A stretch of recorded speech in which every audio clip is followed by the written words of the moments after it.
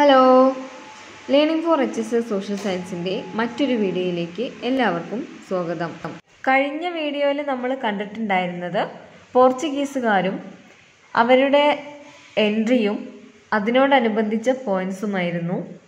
ഇന്ന് നമ്മൾ ഇംഗ്ലീഷുകാരിലേക്കാണ് കടക്കുന്നത്.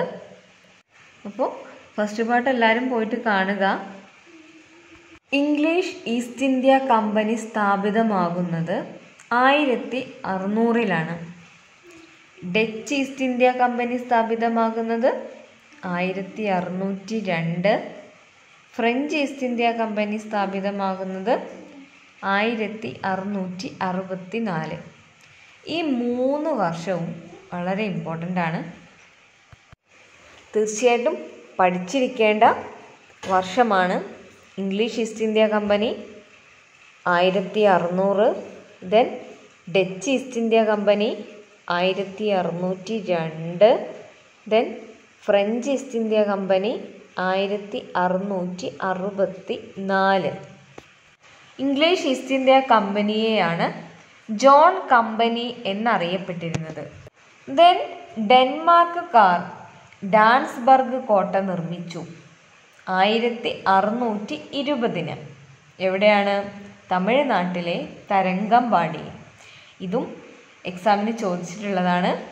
ഡെൻമാർക്കുകാർ എവിടെയാണ് കോട്ട നിർമ്മിച്ചത്? തമിഴ്നാട്ടിലെ തരംഗമ്പാടി.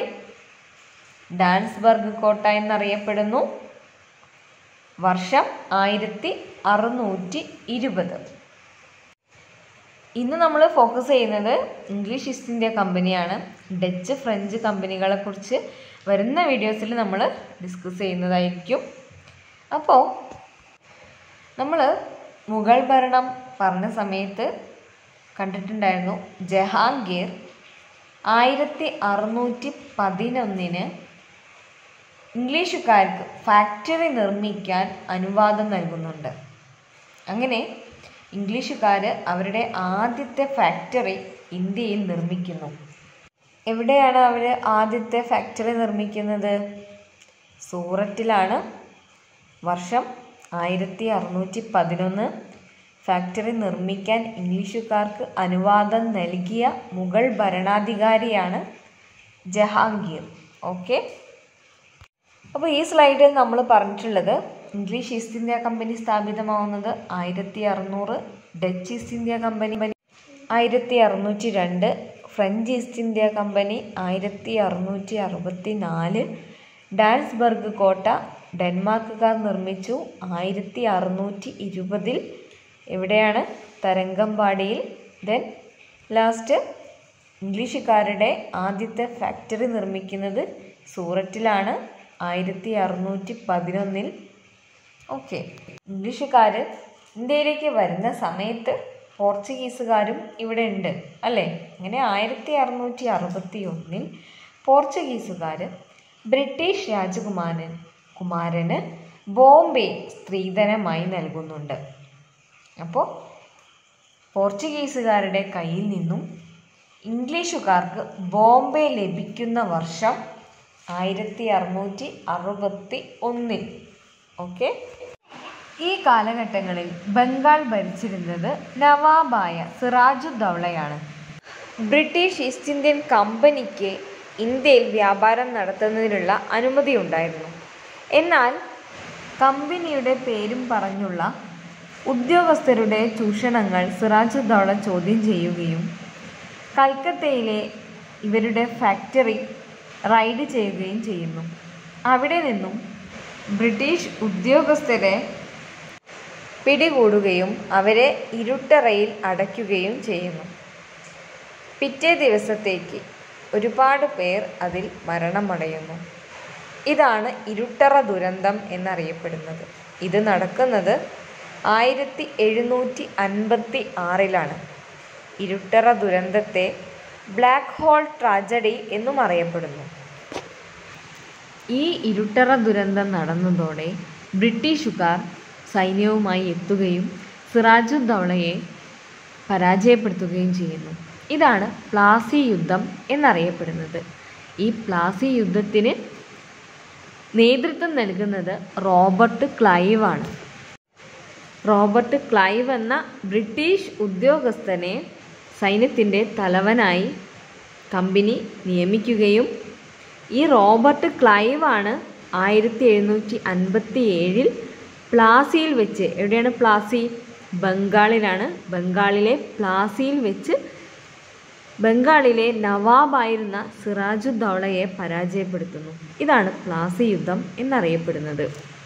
അപ്പോൾ ഇരുട്ടറ ദുരന്തം എന്നത് എന്തുമായി ബന്ധപ്പെട്ടിരിക്കുന്നു എന്ന് ക്വസ്റ്റ്യൻ ചോദിച്ചിട്ടുണ്ട്. പ്ലാസി യുദ്ധവുമായാണ് ഇരുട്ടറ ദുരന്തം ബന്ധപ്പെട്ടിരിക്കുന്നത്.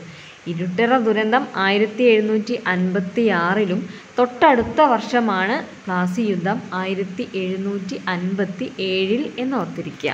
ഇവിടെ സിറാജുദ്ദൗള പരാജയപ്പെടാൻ പ്രധാന കാരണമാവുന്നത് സിറാജുദ്ദൗളയുടെ തന്നെ അനന്തരാവകാശിയായ മിർ ജാഫറുടെ കൂറുമാറ്റത്തോടെയാണ്. കാരണം സിറാജുദ്ദൗളയുടെ കൂടെ നിൽക്കേണ്ട മിർ ജാഫറും കൂട്ടരും യുദ്ധസമയത്ത് ബ്രിട്ടീഷുകാരുടെ ഭാഗത്ത് നിന്ന് സിറാജുദ്ദൗളയെ ആക്രമിക്കുന്നു. തീർച്ചയായും സിറാജുദ്ദൗള പരാജയപ്പെടുകയും ബ്രിട്ടീഷ് സൈന്യം വിജയിക്കുകയും ചെയ്യുന്നു. അപ്പോൾ പ്ലാസി യുദ്ധത്തിനെ കുറിച്ച് ചോദിക്കുന്ന ചോദ്യമാണ് ബ്രിട്ടീഷ് ഭരണത്തിന് തുടക്കം കുറിച്ച യുദ്ധം അല്ലെങ്കിൽ ബ്രിട്ടീഷ് ഭരണത്തിന് അടിത്തറ പാകിയ യുദ്ധം എന്നെല്ലാം ചോദിച്ചാലുള്ള ആൻസർ എന്താണ്? പ്ലാസി യുദ്ധമാണ്. ഇനി ഈ റോബർട്ട് ക്ലൈവിനെ കുറിച്ച് ചോദിക്കുന്ന ചോദ്യങ്ങൾ നോക്കാം. ബ്രിട്ടീഷ് ഇന്ത്യൻ ഭരണത്തിൻ്റെ സ്ഥാപകൻ എന്താണ്? ബ്രിട്ടീഷ് ഇന്ത്യൻ ഭരണത്തിൻ്റെ സ്ഥാപകൻ എന്ന് ചോദിച്ചാൽ റോബർട്ട് ക്ലൈവാണ്. അതുപോലെ ബ്രിട്ടീഷ് ഇന്ത്യയിലെ ബാബർ എന്ന് ചോദിച്ചാലും ആൻസർ റോബർട്ട് ക്ലൈവാണ്. കാരണം ബാബർ മുഗൾ ഭരണത്തിന് തുടക്കം കുറിക്കുന്നു എന്ന് നമ്മൾ കണ്ടതാണ്. അതുപോലെ ഇവിടെ ബ്രിട്ടീഷ് ഇന്ത്യൻ ഭരണത്തിനും തുടക്കം കുറിക്കുന്നത് റോബർട്ട് ക്ലൈവാണ്. ഏത് യുദ്ധത്തിലൂടെ? പ്ലാസി യുദ്ധത്തിലൂടെ. അപ്പോൾ ഈ സ്ലൈഡിൽ നമ്മൾ കണ്ടിട്ടുണ്ടായിരുന്നത് ബ്രിട്ടീഷുകാർ ബോംബെ കൈക്കലാക്കിയ വർഷം 1661, ഇരുട്ടറ ദുരന്തം നടന്ന വർഷം 1756, പിന്നീട് പ്ലാസി യുദ്ധം 1757 ആരെല്ലാം തമ്മിൽ? സിറാജുദ്ദൗളയും റോബർട്ട് ക്ലൈവും തമ്മിൽ. റോബർട്ട് ക്ലൈവിനെയാണ് ബ്രിട്ടീഷ് ഇന്ത്യൻ ഭരണത്തിൻ്റെ സ്ഥാപകൻ, ബ്രിട്ടീഷ് ഇന്ത്യൻ ഭരണത്തിൻ്റെ ബാബർ എന്നെല്ലാം അറിയപ്പെടുന്നത്. അതുപോലെ ബ്രിട്ടീഷ് ഭരണത്തിന് തുടക്കം കുറിച്ചത് അല്ലെങ്കിൽ അടിത്തറ പാകിയ യുദ്ധം എന്നെല്ലാം ചോദിച്ചാലുള്ള ആൻസർ എന്താണ്? പ്ലാസി യുദ്ധം. ഇതിലെ ആദ്യത്തെ 2 പോയിന്റ് നമ്മൾ പറഞ്ഞിട്ടുള്ളതാണ്. ബ്രിട്ടീഷ് ഇന്ത്യൻ ഭരണത്തിൻ്റെ സ്ഥാപകൻ ക്ലൈവാണ്. ബ്രിട്ടീഷ് ഇന്ത്യയിലെ ബാബർ എന്നറിയപ്പെടുന്നതും ക്ലൈവാണ്. അതിൻ്റെ റീസണൊക്കെ നമ്മൾ പറഞ്ഞു കഴിഞ്ഞു. അപ്പോൾ സിറാജുദ്ദൗള പരാജയപ്പെട്ടതോടുകൂടി അവിടെ സിംഹാസനം ഒഴിഞ്ഞു കിടക്കുകയാണല്ലേ. അവിടേക്ക് നമ്മുടെ റോബർട്ട് ക്ലൈവിനെ നിയമിക്കുകയാണ്. ആരായിട്ടാണ്? ഗവർണറായിട്ടാണ് റോബർട്ട് ക്ലൈവിനെ നിയമിക്കുന്നത്.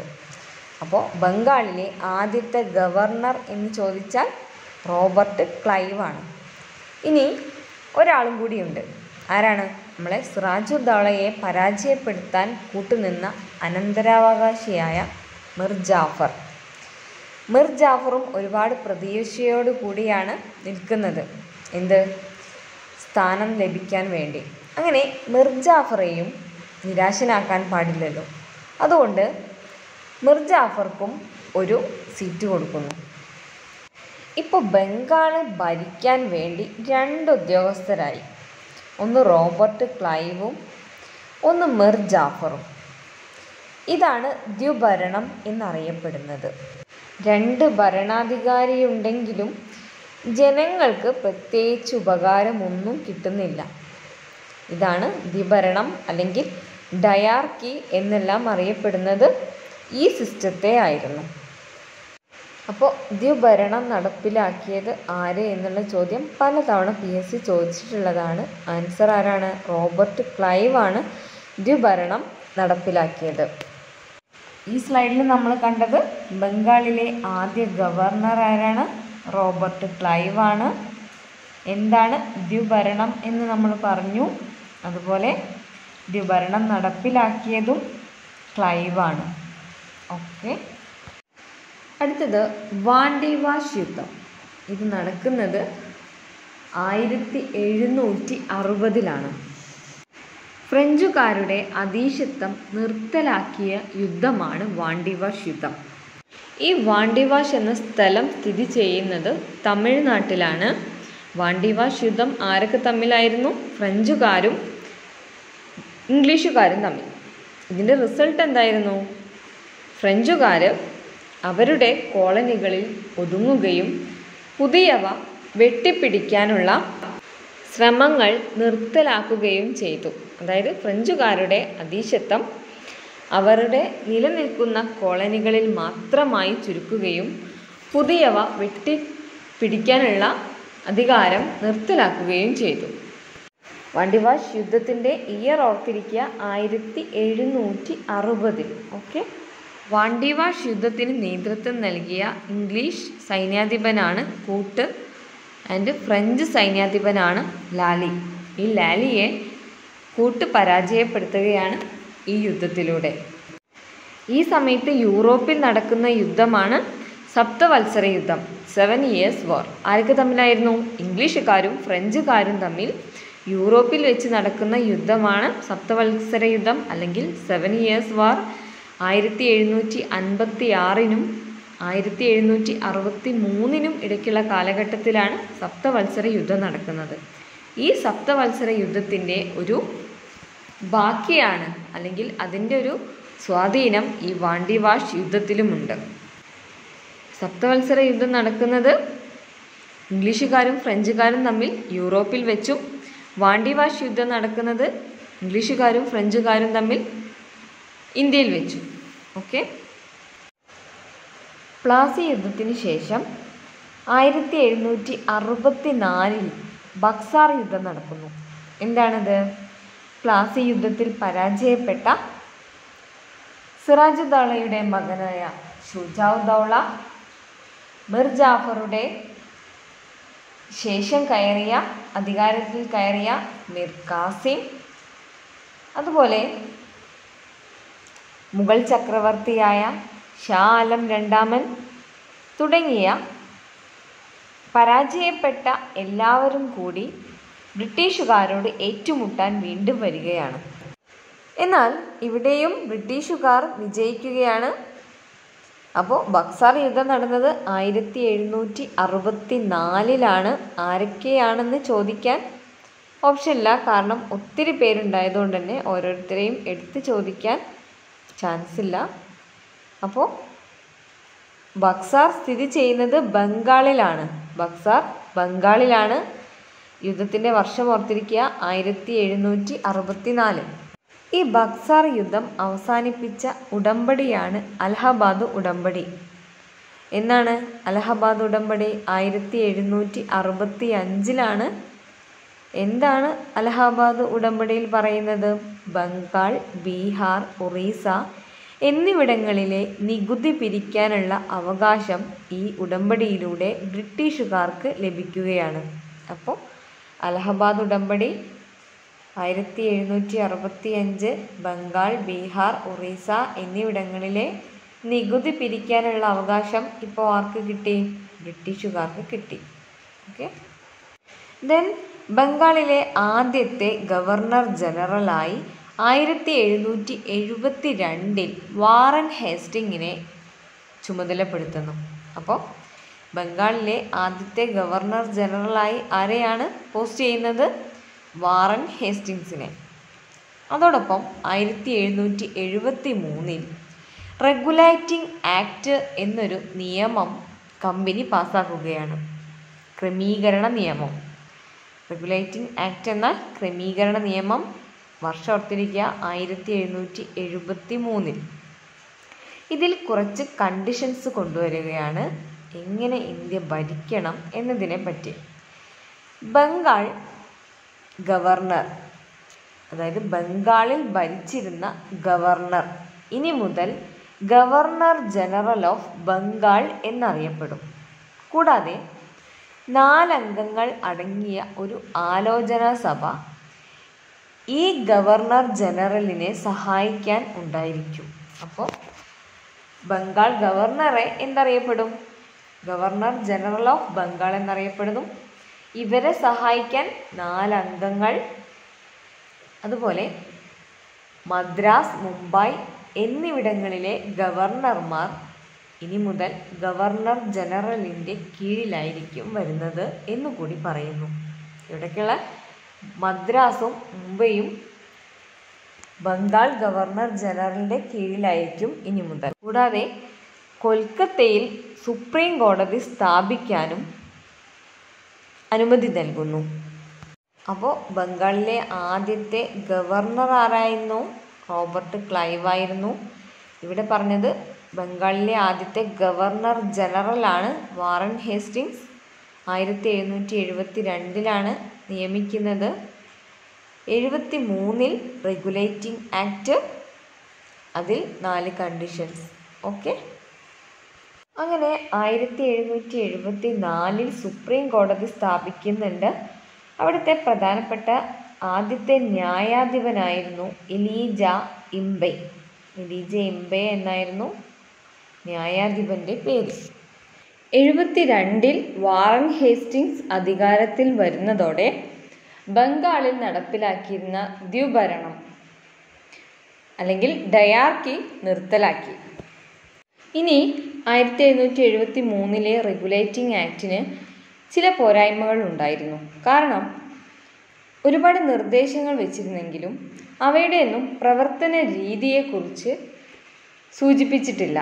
അതുകൊണ്ട് തന്നെ പുതിയൊരു നിയമം വരുന്നു. 1784 പിറ്റ്സ് ഇന്ത്യ നിയമം.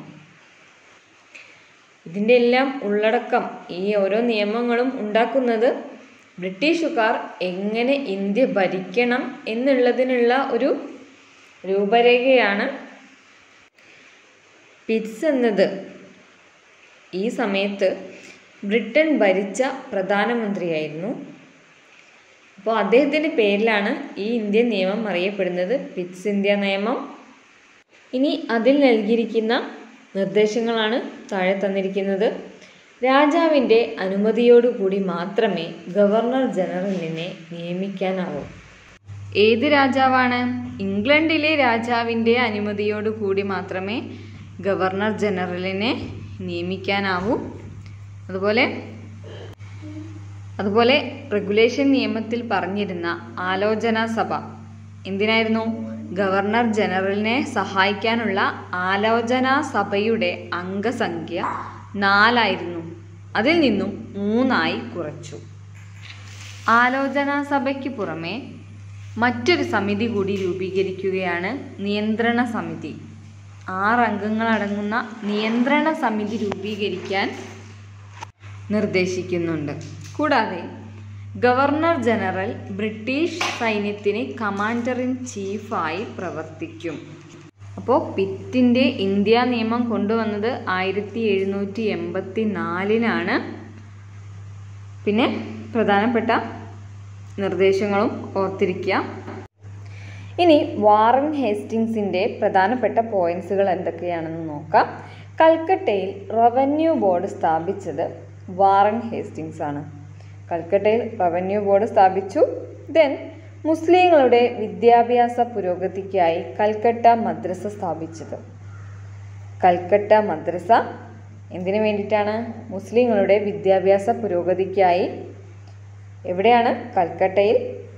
വർഷം 1781 1781. അതുപോലെ ഏഷ്യാറ്റിക് സൊസൈറ്റി ഓഫ് ബംഗാൾ സ്ഥാപിച്ചത് വില്യം ജോൺ ആണ് 1784. ഇതിലൂടെ ഉദ്ദേശിക്കുന്നത് എന്താണ്? ഇന്ത്യയുടെ ചരിത്രത്തെക്കുറിച്ച് ഗവേഷണം നടത്താനായിട്ടാണ് ഇങ്ങനെയൊരു ഏഷ്യാറ്റിക് സൊസൈറ്റി ഓഫ് ബംഗാൾ സ്ഥാപിക്കുന്നത്. ആരാണ് സ്ഥാപിച്ചത്? William John. 1784. ആരുടെ കാലത്താണ്? വാറൻ ഹേസ്റ്റിങ്ങിൻ്റെ കാലത്ത്. ബംഗാളിലാണ് എന്നും ഓർത്തിരിക്കുക. അടുത്തത് റോഹില്ല വാർ. 1774 ഇത് നടക്കുന്നത്. അഫ്ഗാനിസ്ഥാനിലെ ജനങ്ങളെയാണ് റോഹില്ലാസ് എന്നറിയപ്പെട്ടിരുന്നത്. അഫ്ഗാനിസ്ഥാനിലെ ജനങ്ങളാണ് റോഹില്ലാസ്. ബംഗാളിലെ നവാബായ ഷുജാ ദൗള വാറൻ ഹേസ്റ്റിങ്സിൻ്റെ സഹായത്തോടുകൂടി റോഹില്ലാസിനെ പരാജയപ്പെടുത്തുന്ന യുദ്ധമാണ് റോഹില്ല വാർ എന്നറിയപ്പെടുന്നത്. ഇത് നടക്കുന്നത് വാറൻ ഹേസ്റ്റിങ്സിൻ്റെ കാലത്താണ്. വർഷം 1774. അതുപോലെ ഭഗവത്ഗീത ഇംഗ്ലീഷിലേക്ക് തർജ്ജമ ചെയ്തത് വാറൻ ഹേസ്റ്റിങ്സിൻ്റെ കാലത്താണ്. ആരാണ്? ചാൾസ് വിൽക്കിൻസ് ആണ് ഭഗവത്ഗീത ഇംഗ്ലീഷിലേക്ക് ട്രാൻസ്ലേറ്റ് ചെയ്യുന്നത് എന്നോർത്തിരിക്കുക. ദെൻ ഇംപീച്ച്മെൻറ്റ് നടപടി നേരിട്ട ഒരേ ഒരു ഗവർണർ ജനറൽ ആരാണ്? വാറൻ ഹേസ്റ്റിങ്സ് ആണ്. ബ്രിട്ടീഷ് പാർലമെൻറ്റാണ് ഇദ്ദേഹത്തെ ഇംപീച്ച് ചെയ്യുന്നത്. അങ്ങനെ ഇംപീച്ച്മെൻറ്റിന് ശേഷം ഇദ്ദേഹം ചെയ്ത പ്രവർത്തനങ്ങളെ അനുസ്മരിച്ചുകൊണ്ട് ഇദ്ദേഹത്തെ വെറുതെ വിടുകയാണ് ചെയ്യുന്നത്. അപ്പോൾ വാറൻ ഹേസ്റ്റിങ്സ് ഏകദേശം നമ്മൾ കംപ്ലീറ്റ് ചെയ്തിട്ടുണ്ട്. ഏറ്റവും കൂടുതൽ കാലം ഗവർണർ ജനറൽ ആയിരുന്നത് ആരാണ്? വാറൻ ഹേസ്റ്റിങ്സ് ആണ്. അപ്പോൾ ഈ സ്ലൈഡിൽ നമ്മൾ പറഞ്ഞത് കൽക്കട്ടയിൽ റവന്യൂ ബോർഡ് സ്ഥാപിച്ചു വാറൻ ഹേസ്റ്റിങ്സ്. മുസ്ലിങ്ങളുടെ വിദ്യാഭ്യാസ പുരോഗതിക്കായി കൽക്കട്ട മദ്രസ സ്ഥാപിച്ചു 1781. Then Asiatic society of Bengal William John ആണ് സ്ഥാപിച്ചത് 1784. പലതവണ ചോദിച്ചിട്ടുള്ളതാണ് Asiatic society of Bengal. Rohilla യുദ്ധം 1774. ഭഗവത്ഗീത ഇംഗ്ലീഷിലേക്ക് ട്രാൻസ്ലേറ്റ് ചെയ്തത് ചാൾസ് വിൽക്കിൻസ്. ഇതും പലപ്പോഴായി ചോദിച്ചിട്ടുള്ളതാണ്. അപ്പോൾ ഇന്ന് നമ്മൾ വാറൻ ഹേസ്റ്റിങ്സിനോട് കൂടി ക്ലാസ് നിർത്തുകയാണ്. അടുത്ത വീഡിയോസിൽ നമ്മൾ ഇതിന് തുടർന്നിട്ടുള്ള ഭാഗങ്ങളായിരിക്കും. അപ്പോൾ നിങ്ങൾക്ക് ക്ലാസ്സുകൾ മനസ്സിലാവുന്നുണ്ടെങ്കിൽ ലൈക്ക് അടിക്കുക, ഇല്ലെങ്കിൽ ഡിസ്ലൈക്ക് അടിക്കുക. അതുപോലെ ഷെയർ ചെയ്യുക, സബ്സ്ക്രൈബ് ചെയ്യുക.